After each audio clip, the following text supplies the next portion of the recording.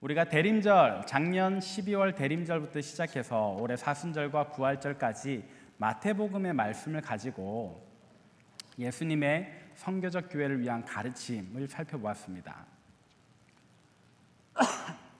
죄송합니다. 자, 그러면 이제 우리가 부활주일로 예수님의 부활까지 우리가 함께 살펴봄으로써 마태복음을 마쳤는데, 오늘부터 어떤 말씀을 나눌 것인가? 5월 중에 있는 성령 강림 주일까지 총 7주 동안에 목감기가 들어서 죄송해요. 총 7주 동안에 사도 바울이 편지하고 권면하고 칭찬했던 교회들을 하나씩 살펴보면서 우리도 그런 교회 되기를 꿈꾸자 하는 말씀을 나눌 겁니다. 우리 상당교회가, 또 우리 특별히 청년교회가 모델로 삼을 수 있는 교회는 꼭 선교적 교회만 있는 것은 아니에요. 교회라고 하는 그 다양한 개념 속에서 이제 선교적 교회로부터 시작해서 우리가 또 이루어가야 하는 많은 교회의 본질들이 있는데, 우리가 오늘 말씀을 시작으로 앞으로 7주 동안 우리는 또 어떤 교회의 모습을 이루어 가야 할까, 우리가 어떤 교회가 되기를 꿈꿔야 할까를 함께 살펴볼 겁니다. 오늘 본문은 데살로니가 전서입니다. 데살로니가라는 지역에 있는 교회에게 바울이 편지를 했는데, 그 데살로니가 교회는 어떤 교회였을까? 그리고 본문에 보면 바울이 그 교회를 굉장히 칭찬을 합니다.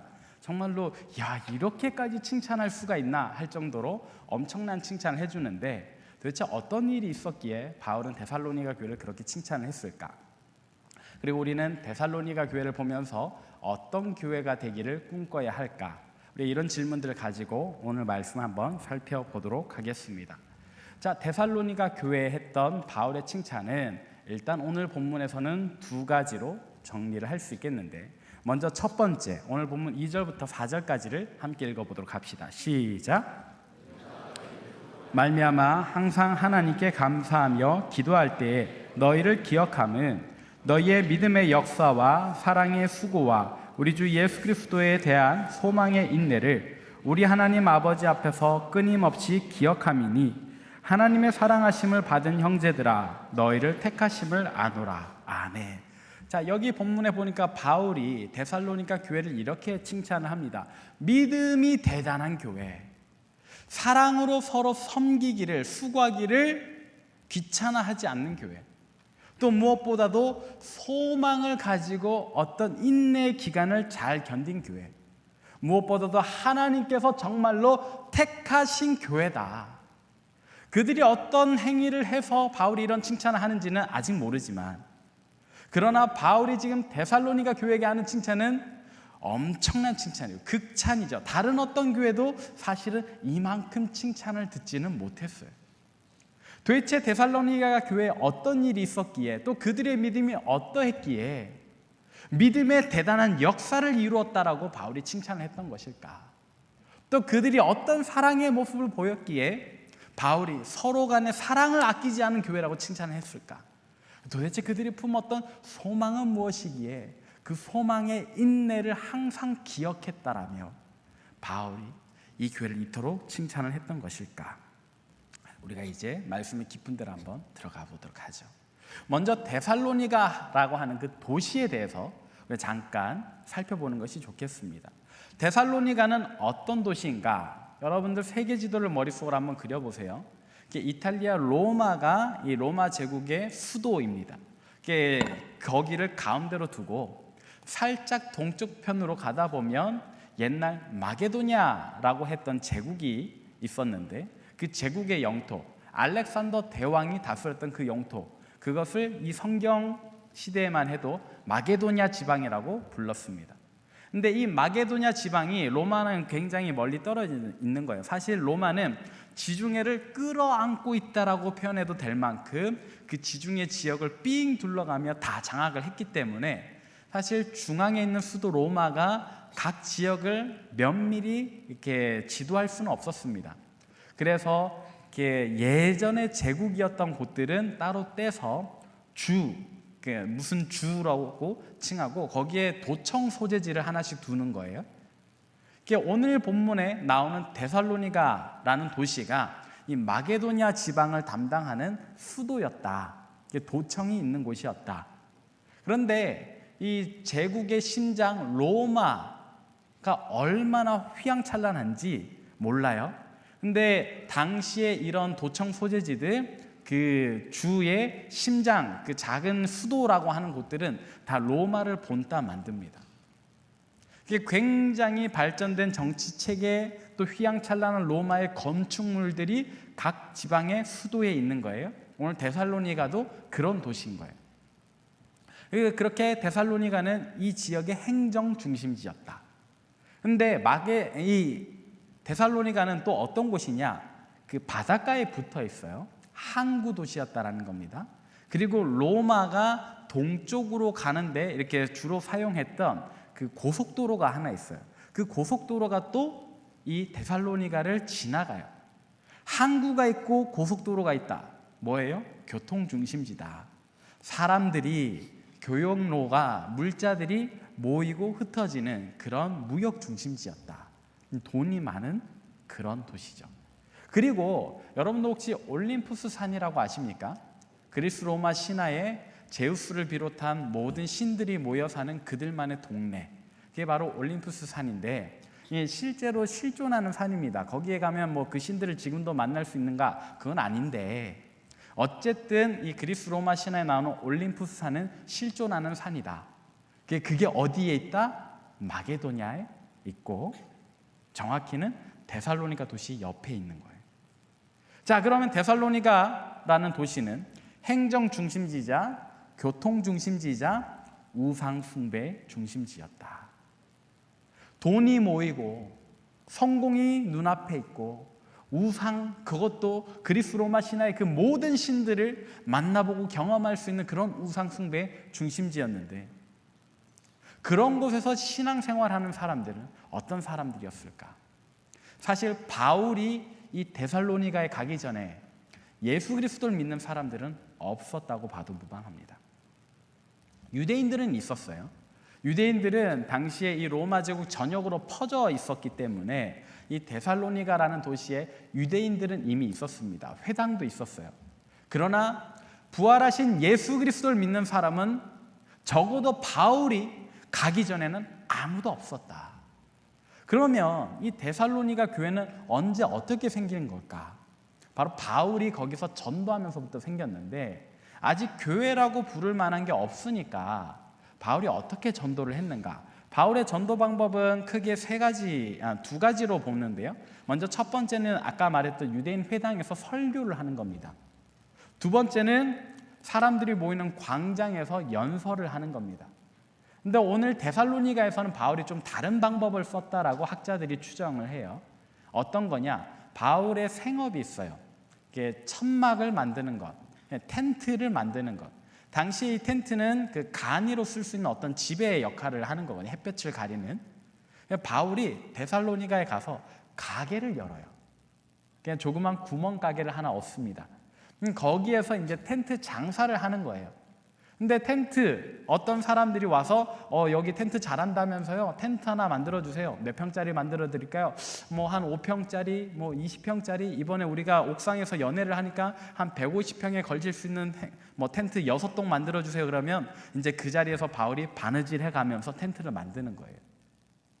자, 어떤 사람들은 바울에게 일을 맡겨놓고 자기 볼일을 보러 떠났을 수도 있겠지만, 또 어떤 사람들은 작은 일을 맡기면서 거기 앉아서 바울과 대화를 나누고 있었겠죠.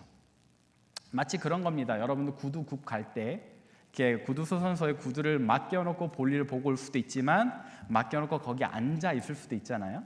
그러다 보면 우리 구두 하시는 분과 이렇게 대화가 오고 가겠죠. 바울도 마찬가지인 거예요. 그렇게 수선하면서 집이 어디세요? 무슨 일 하세요? 예, 저는 어떤 사람이에요? 이런 이야기를 하다가, 그런데 예수님을 아세요? 하고 전도를 하기 시작하는 겁니다. 그러니까 그냥 마주 앉아서 뭐 그 작업하는 시간이 뭐 때로는 10분일 수도 있고 때로는 2시간 정도일 수도 있는데, 그 시간 동안에 대화를 하면서 전도를 하기 시작했다. 그러니까 이 데살로니가 교회 사람들은요, 바울과 어떤 신앙의 목자와 양으로서 만나기 이전에 그냥 사람 대 사람으로 만나는 거예요. 그 친밀함이 적지 않아요. 그러다 보니까 바울과 식사도 하게 되고, 그러다 보니까는 바울과 많은 수다도 떨게 되고, 그러다 보니까 바울에게 내 아들, 딸들도 인사시키게 되고, 그러니까 어떤 믿음의 관계보다도 인간적인 관계가 먼저 맺어진 그런 도시다.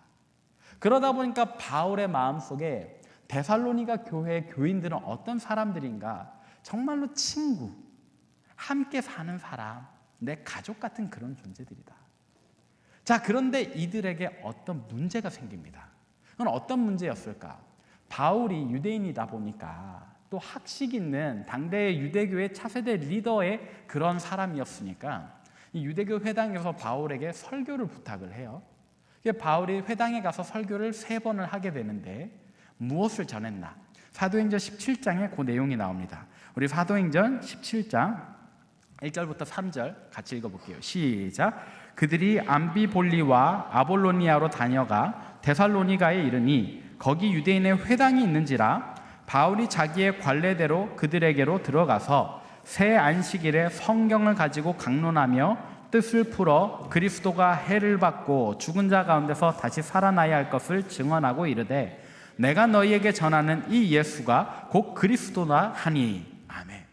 자, 바울이 먼저 데살로니가 지역에 와서 가게를 얻고 사람들을 전도하면서 살고 있었어요. 그러다가 유대인 회당에서 바울 설교 좀 해주세요. 이번 주부터 다음 주, 그 다음 주까지 오십시오. 그게 바울이 갔어요. 그래서 설교를 하는데 뭘 전했다? 예수 그리스도를 전파를 하는 거예요. 근데 여러분, 유대인들에게 예수는 어떤 존재입니까? 감히 하나님을 모욕하고 십자가에 달려 죽은 저주받은 자인데, 유대인 회당에서 바울이 그 예수님을 믿으라고 전도를 하니까 거기 모여있던 유대인들이 화가 난 거예요. 첫 번째 주에 이게 무슨 소리야?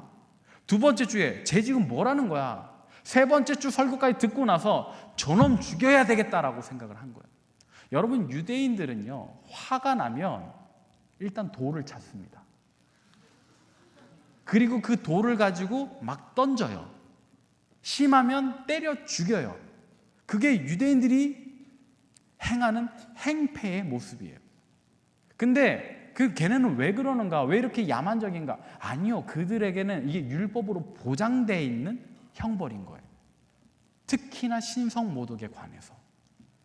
안식일에 하나님만 온전히 예배해야 되는데 자기 이익을 탐하는 사람 돌로 쳐 죽여도 되는 거예요. 그냥 그 동네 사람들이 다 가서 돌로 쳐 죽이는 거예요. 자, 데살로니가에 유대인들이 자기들의 회당에서 바울이 누구를 전파했어요? 하나님을 모독했던 예수 그리스도를 믿으라고 전파하는 거예요. 유대인들 입장에서는 돌로 때려 죽일 놈이 되는 거예요. 그래서 다 돌을 찾습니다. 저마다 자기 머리통만한 돌을 든 사람도 있고, 막 여러 번 던지려고 막 주먹만한 돌을 4-5개씩 들고 찾아오는 사람도 있는 거예요. 바울의 목숨이 위험해졌어요. 그래서 바울 따라서 신앙생활을 시작했던 데살로니가 교인들이 바울을 빨리 피신을 보냅니다. 다른 도시로요. 이 유대인들이 바울을 죽이려고 이렇게 무거운 돌을 막 들고서 바울을 찾는데 바울이 없어요. 그게 찾다 어디까지 가느냐? 이제 겨우 신앙생활을 하는 데살로니가 교회 교인들이기에 아직 교회라는 건물은 세우지 못했습니다. 그럼 어디서 모였는가? 그들 중에 마음에 감동 있는 사람, 가정집에서 모인 거예요. 그 사람의 이름은 야손이에요. 이어지는 사도행전 17장 4절 이후에 그 유대인들이 이들에게 어떤 짓을 했는가가 나오는데 우리 같이 한번 읽어보겠습니다. 4절부터 시작. 곧 경건한 헬라인의 큰 무리와 적지 않은 귀부인도 권함을 받고 바울과 실라를 따르나, 그러나 유대인들은 시기하여 저자의 어떤 불량한 사람들을 데리고 떼를 지어 성을 소동하게 하여 야손의 집에 침입하여 그들을 백성에게 끌어내려고 찾았으나 발견하지 못하매 야손과 몇 형제들을 끌고 읍장들 앞에 가서 소리질러 이르되, 천하를 어지럽게 하던 이 사람들이 여기도 이르매 야손이 그들을 맞아들였도다. 이 사람들이 다 가이사의 명을 거역하여 말하되 다른 임금 곧 예수라 하는 이가 있다 하더이다 하니. 자, 여기에 보면 이 유대인들이 어떤 행패를 부렸습니까? 막 돌을 들고, 심지어 자기들만 가는 게 아니에요. 자기들 너무 적고 못 죽일 것 같으니까 저자의 불량배들을 돈을 주고 사서 동원을 합니다. 이 불량배들 보고 바울을 때려 죽여 달라고 데리고 가는 거예요. 근데 바울이 없어요. 얘 어디 있을까 생각하다 보니까 야손이란 사람의 집에서 모이는 것 같아. 이 야손의 집에 그냥 들어가는 겁니다. 문도 깨부시고 막 밥상도 다 뒤엎고 가서 온갖 행패를 부리는데 거기도 바울이 없어요. 화가 머리 끝까지 난 유대인들이 어떻게 해요? 바울 대신에 너희가 그 벌을 당해야 된다. 대신에 같은 유대인이 아니니까 죽이지는 못하고 막 후드려 치는 겁니다. 후려치고 휘갈겨 치고 맺히고, 그리고 막 피투성이를 만들어 가지고는 어떻게 했어요?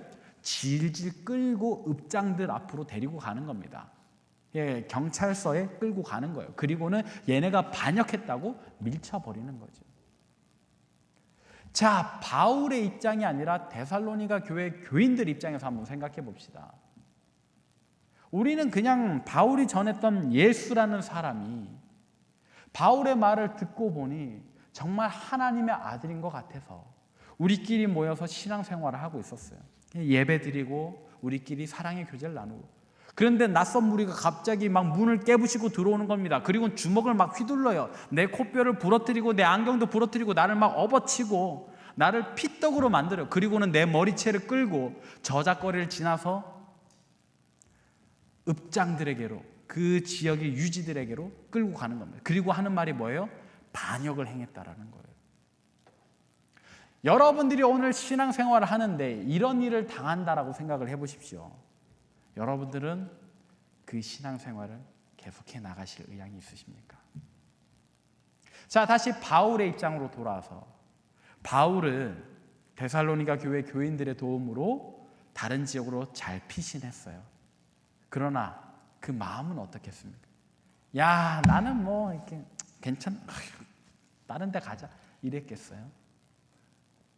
내가 어떻게 관계했고 어떤 마음으로 전도를 해서 우리가 얼마나 친하고 가족 같은데 이제야 겨우 예수님을 믿는 믿음이 그들 마음속에 생기고 이제 겨우 한 사람이 마음을 열어서 자기 집을 내줘서 예배하기 시작했는데 저 무례한 유대인들이 저 불량배들을 끌고 가서 그들에게 어떤 짓을 했나 상상만 해도 너무 애가 달지 않겠어요?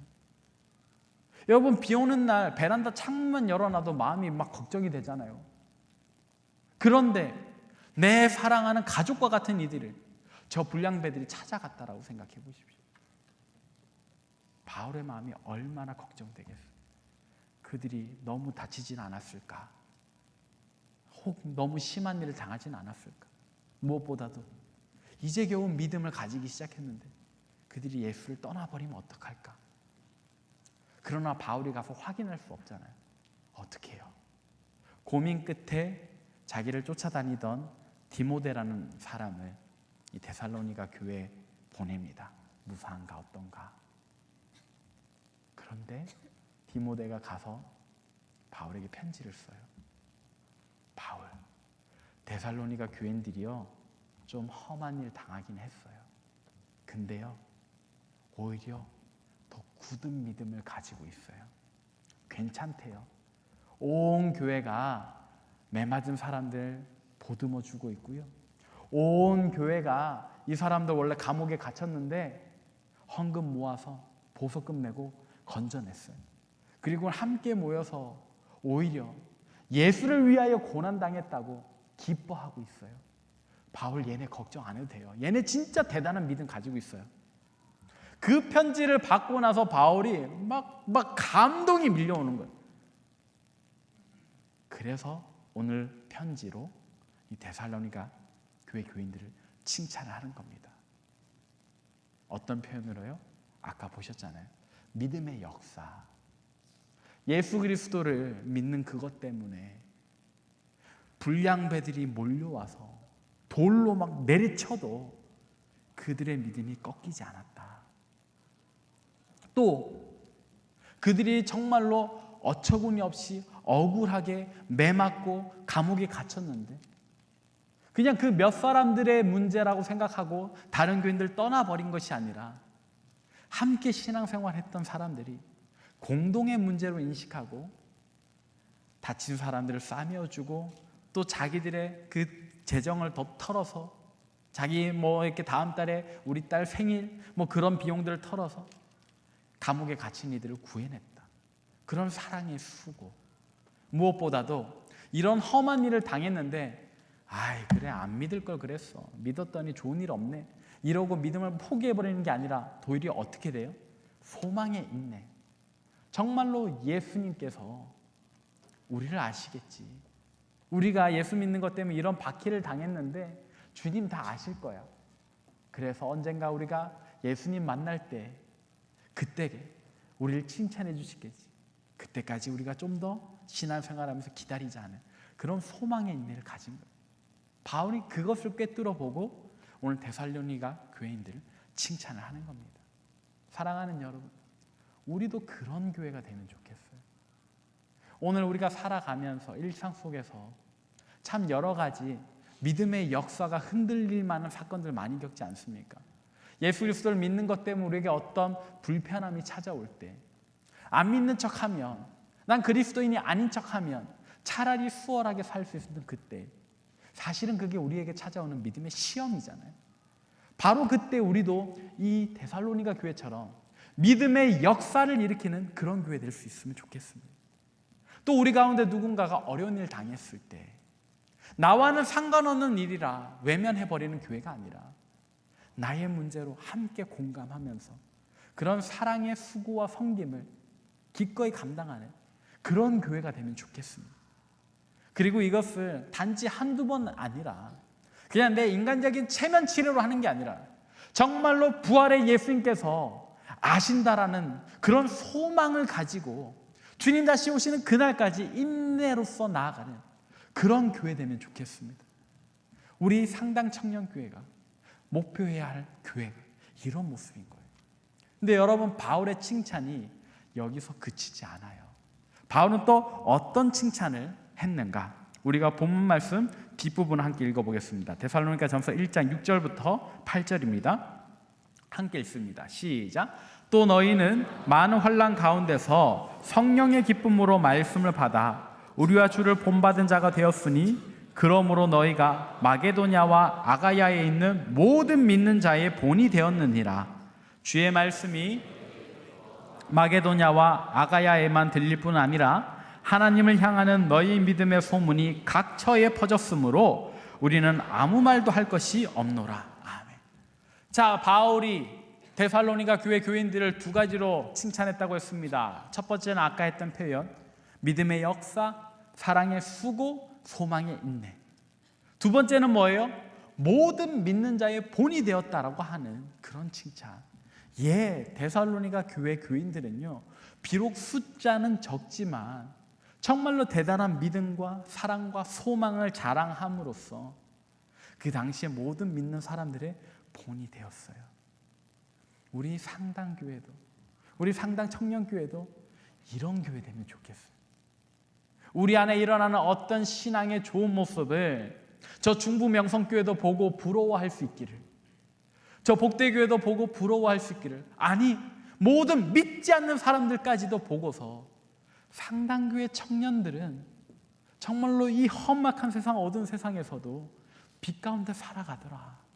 믿음과 사랑과 소망으로 살아가더라. 우리도 그들처럼 되면 좋겠다는 그런 믿는 자의 본이 되는, 믿지 아니하는 자들의 본까지 되는 그런 교회 되면 좋겠어요. 그런데 여러분, 이렇게 말씀드리니까 너무 부담스러우시죠? 정말로 그게 가능할까라는 질문이 드시나요? 가능합니다. 제가 어제 들은 우리 공동체 안에 한 청년의 간증입니다. 그 청년도 직장 생활을 하는데요, 이렇게 식사를 주로 위에 분들이랑 하신대요. 굉장히 불편하겠죠? 그런데 식사를 하다가 그 함께 식사하는 그 위에 분이 질문을 하더랍니다. 너는 술을 어느 정도 마시니? 저 술 안 마셔요 라고 대답을 했더니, 왜? 머뭇거리다가 대답했답니다. 저 교회 다녀요. 저 예수님 믿어요. 그러니까 다시 묻더래요. 정말 예수님 믿어서 안 마시는 거야? 원래 체질상 술이 안 받는 거를 안 마신다고 하는 거야? 저는 정말로 예수님 믿어서 안 마시는 거예요. 그때 이 위에 분에 이어지는 질문. 그래? 너는 교회 왜 다녀? 너는 예수님 왜 믿어? 이 지체에게는 이 어떤 시험이죠. 자기 믿음을 자랑할 것인가? 아니면 쭈뼛거리면서 뭘 그런 거 물어보세요 하고 회피할 것인가? 이 지체가 용기를 냈습니다. 저는요 하는데 사단이 난 거예요. 주변에 있던 다른 동료 직원들이 8명, 9명이 쑥 몰려오더래요. 그리고 자기 앞에 자기 이야기를 듣고자 한다는 거예요. 얼마나 부담스럽습니까? 이들이 나를 이상하게 쳐다보면 어떡하지? 이들이 날 이상하게 생각하면 어떡하지? 그러나 이 지체는 믿음의 역사를 이루어 갑니다. 담담하게 나는 왜 예수 그리스도를 믿게 되었나? 나는 오늘 예수를 왜 믿는가? 내가 오늘 교회에서 예수님을 믿으면서 어떤 기쁨을 누리며 사는가를 이야기를 했더니 그 위에 분이 그러시더래요. 난 이제 교회 가고 싶어도 11조 많이 내야 돼서 좀 부담스럽다 야. 그러나 그 대답이요, 그리 부정적이지만은 않은 것이 그분 마음속에 어떤 감동이 있는 거죠. 교회를 가야 되겠다, 가볼까 하는 마음이 있는 거죠. 근데 11조가 마음에 걸림이 되는 거잖아요, 그죠? 그러니까 그런 말씀을 하시는 거죠. 이 지체가 또 지혜롭게 대답을 했습니다. 처음부터는 안 내도 돼요. 이 이야기의 주인공 칭찬하고 싶습니다. 정말로 오늘 본문에 있는 데살로니가 교회 교인들처럼 좋은 믿음의 본이 되고 있습니다. 사랑의 수고와 또 소망의 인내까지 잘 갖춰가시면 좋겠어요. 그리고 이 이야기를 그냥 누군가의 이야기, 남의 이야기로만 듣지 마시고 여기 앉아있는 우리 모두의 이야기가 되면 좋겠어요. 우리도 우리 삶의 자리에서 찾아오는 어떤 믿음의 시험대 앞에서 도망치지 말고 내가 예수 그리스도를 믿는 이유를 믿지 않는 사람들에게, 혹은 믿되 나에 대해서 궁금해하는 사람들에게 담대하게 그러나 겸손하게 자랑하는 저와 여러분 되시길 바랍니다. 그리고 정말로 귀한 사랑의 수고와 소망의 인내를 잘 감당해서 정말로 모든 믿는 자의 본이 되는 그런 교회 되길 바랍니다. 우리가 그런 교회가 될 때 오늘 바울이 데살로니가 교회를 이토록 칭찬했던 것처럼 하늘에 계신 우리 하나님 아버지께서도 우리를 칭찬해 주시지 않을까요? 그렇게 칭찬해 주시리라 믿습니다. 사랑하는 여러분, 모든 믿는 자의 본이 되는 우리 청년교회 되길 바랍니다.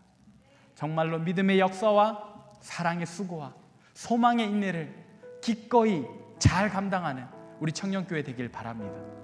우리 안에 이와 같은 다짐과 결단이 오늘 이 시간에 있기를 바랍니다. 우리 함께 이 찬양으로 주님 앞에 나아가십시다. 주님 은혜를 감사합니다. 하나님, 우리에게 부활의 소망을 주신 주님의 은혜를 기억하지 아버지, 우리가 일상 속에서는 또 쉽게 주님의 부활의 소망을 잊어버리고 이전에 살던 옛 습관대로 살아갑니다. 하나님, 그러나 오늘 우리가 바울이 칭찬했던 데살로니가 교회 교인들의 모습을 보면서 또 하나의 새로운 다짐과 결단을 주님 앞에 세움나니 주여 받아주옵소서. 우리가 정말로 바른 믿음, 건강한 믿음, 굳은 믿음 갖기를 소망합니다. 세상이 우리에게 너 정말로 예수 그리스도 믿는 사람 맞니? 너는 예수 그리스도를 왜 믿니? 하며 질문할 때 우리로 그 질문 앞에서 주눅들거나 피하지 않고 오히려 담대하게 예수 그리스도를 증거하고 전파할 수 있는 믿음 허락하여 주옵소서. 또 아버지 하나님, 우리가 예수 믿는 것 때문에 어떤 어려운 일 당할 때 하나님 믿음으로써 이겨내지만 또 나와 같이 고통 중에 있는 우리 지체들을 돌아볼 줄 아는 사랑의 수고 감당할 수 있게 도와주옵소서. 그래야 그들에게 정말로 주님의 그 사랑의 손길을 내밀어 함께 연합하여 세임을 얻고 다시금 하나님 나라 꿈꾸는 소망의 인내의 자리까지 나아가기를 소망하오니 주님 우리에게 은혜 베푸시고 붙잡아 주옵소서. 아버지 하나님, 그리하여 아버지 우리 모두가 정말 주님 앞에 복된 칭찬받기를 원합니다. 하나님, 일상 속에서 정말 우리가 믿음의 모습대로 사랑과 소망의 모습으로 살아가 정말 주님 기뻐하시는 아름답고 복된 교회, 그런 교회 되게 하여 주옵소서. 오늘도 우리에게 은혜 베푸신 주님을 찬양하오며 감사를 드립니다. 이제는 우리 주 예수 그리스도의 은혜와 하나님의 진실하신 사랑과 성령의 위로 교통하심이 정말로 바울이 칭찬했던 데살로니가의 교회의 모습을 한 주간 깊이 묵상하고 생각하면서 나도 그들과 같이 바르고 건강한 믿음을 자랑하리라, 또 주님의 사랑의 수고를 기꺼이 감당하리라. 이것을 하루 이틀만 할 것이 아니라 주님 다시 오시는 그날까지 인내함으로 살아가리라 다짐하고 결단하는 이 자리에 모인 모든 주의 백성들 머리 위에, 또 세계 각지에서 목숨 걸고 사역하시는 우리 선교사님들과 그 가정과 사역 위에, 또 우리 조국 대한민국과 저 북녘 땅과 온 세계 열방에 이제로부터 영원토록 함께하시기를 간절히 축원하옵나이다. 아멘.